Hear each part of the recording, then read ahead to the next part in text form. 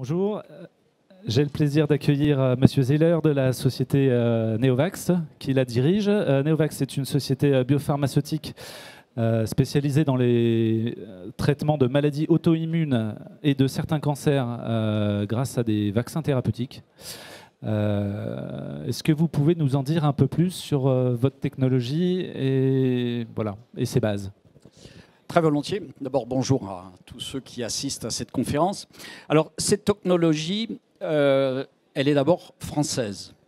Je voudrais rappeler que la société Neovax a été créée par le professeur Daniel Zaguri lorsqu'il est parti à la retraite à l'âge de 66 ans en tant que professeur d'immunologie. Il a décidé que ce qu'il avait développé en tant que médecin, en tant que professeur, devait perdurer. Donc c'est lui qui a créé Neovax et c'est lui qui a développé cette technologie. En quoi consiste-t-elle ? Les maladies auto-immunes sont des maladies qui surviennent à cause d'un dérèglement du système immunitaire. Ce dérèglement se caractérise par deux éléments. Il y a une protéine que nous fabriquons actuellement à une certaine quantité qui, dans le cadre du dérèglement, est surfabriquée. Il y a donc une surexpression d'une certaine protéine. L'autre élément de ce dérèglement immunitaire, c'est que le système immunitaire tolère ce dérèglement et ne réagit pas contre cela. Alors, ce qu'a développé le professeur Zaguri, c'est de vacciner le malade d'une manière qui permette au système immunitaire du malade de combattre lui-même avec ses propres forces contre ce dérèglement immunitaire. Et il le fait en fabriquant, grâce à notre vaccin, des anticorps contre cette protéine qui est surfabriquée. Et la caractéristique de ces anticorps ainsi stimulés, c'est de neutraliser biologiquement ces protéines fabriquées en excès et donc d'éliminer, je dirais, la base du dérèglement immunitaire. Et c'est sur cette technologie relativement simple que nous avons développé une plateforme de vaccins. Le plus avancé, c'est notre interféron kinoïde dans le lupus. Nous en avons l'interféron kinoïde, nous le développons en lupus, qui est une maladie qui touche environ 5 millions de personnes dans le monde, surtout des femmes. Nous sommes aussi dans une maladie orpheline qui s'appelle la dermatomyosite, qui est une maladie vraiment rare, un demi-million de malades dans le monde. Mais ce même produit, cet interféron kinoïde, nous le développons aussi dans une maladie que probablement vous connaissez tous, qui est le diabète du type 1, c'est-à-dire le diabète insulinodépendant, parce que le diabète insulinodépendant est aussi une maladie auto-immune dont les scientifiques se sont accordés pour estimer qu'elle survient à cause d'une surexpression de l'interféron alpha, comme c'est le cas pour le lupus. Par ailleurs, sur cette même technologie, nous avons publié il y a quelques jours la preuve de concept dans un modèle animalier d'un nouveau produit, IL-4, IL-13, dans les allergies. Et je dis bien toutes les allergies. Là aussi, la technologie est la même. L'allergie survient, qu'elle soit alimentaire, respiratoire ou dermatologique, à cause de la surexpression de deux protéines, IL-4 et IL-13.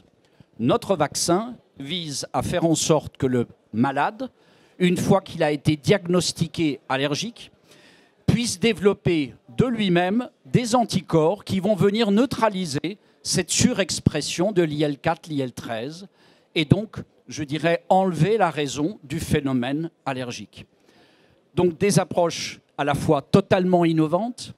Il nous faut souvent convaincre des scientifiques de cette approche innovante, mais une approche qui est douce dans la mesure où nous n'avons pas besoin de vacciner le malade tous les mois, ni même tous les ans, ce qui a bien sûr un impact sur le coût du traitement. Par exemple, l'IL-4, l'IL-13, une grande entreprise pharmaceutique française a aujourd'hui sur le marché un produit, un anticorps monoclonal qui vise justement l'IL-4, l'IL-13, mais ça coûte 2 000 € par mois, à vie. Donc je vous laisse deviner le reste. Ce n'est pas simple.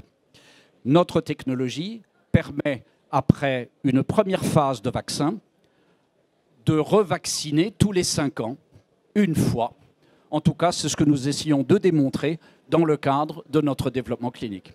Donc une technologie qui a plusieurs produits et qui s'adresse d'une manière assez large aux maladies auto-immunes. Ok, donc on comprend qu'effectivement la base de votre thérapeutique, c'est les vaccins qui s'adressent à un certain nombre de maladies que vous venez d'évoquer, maladies auto-immunes. Où est-ce que vous en êtes dans la recherche et les avancées cliniques sur ces différentes indications ? Alors notre produit le plus avancé, c'est l'interféron quinoïde dans le lupus. Alors le lupus, c'est une maladie rare, pas orpheline, mais maladie rare, 5 millions de personnes dans le monde.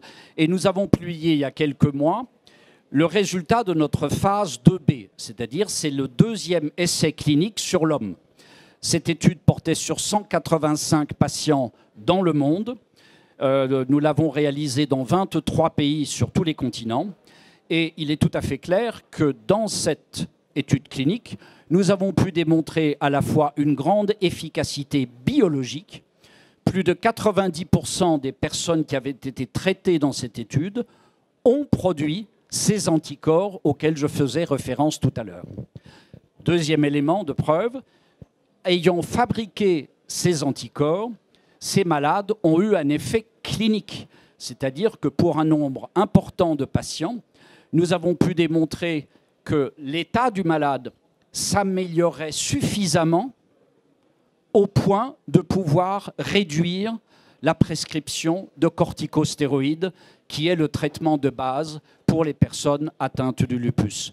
Et la réduction de la corticostéroïde est aujourd'hui un objectif thérapeutique majeur pour les médecins qui traitent des malades de lupus. Donc c'est aujourd'hui le produit le plus avancé et notre objectif, c'est de conclure en 2019, ça sera vraiment notre tâche principale, des partenariats avec des grandes entreprises pharmaceutiques pour financer, il faut dire les choses comme elles sont, la prochaine étape qui sera l'étude de phase 3.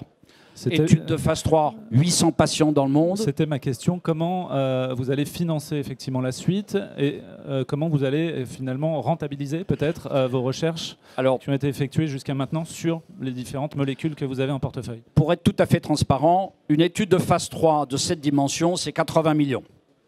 On ne va pas vous les demander. Il est tout à fait clair que cette étude de phase 3 ne rentre pas dans le champ d'action d'une entreprise comme la nôtre. Donc nous sommes en discussion avec plus de 10 entreprises actuellement dans le monde pour conclure ce genre de partenariat qui inclut bien sûr le financement de la phase 3. Mais nous parlons ici d'un produit qui va faire plus d'1,5 milliard de chiffre d'affaires dans le monde chez le licencié. Par conséquent, nous parlons de beaucoup d'argent. Donc la valeur de la licence sera élevée et donc le processus décisionnaire chez les entreprises qui prendraient en licence prend un certain temps, c'est tout à fait normal.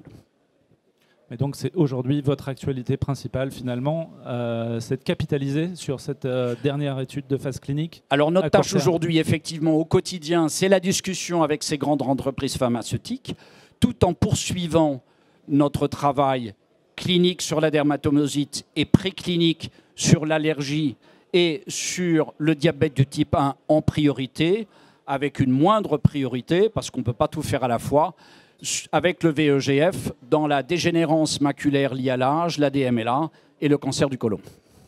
Très bien, je vous remercie pour ces explications très claires. Pour poursuivre vos échanges, je vous propose de retrouver Neovax sur leur stand B21 dès maintenant. Merci. Merci monsieur.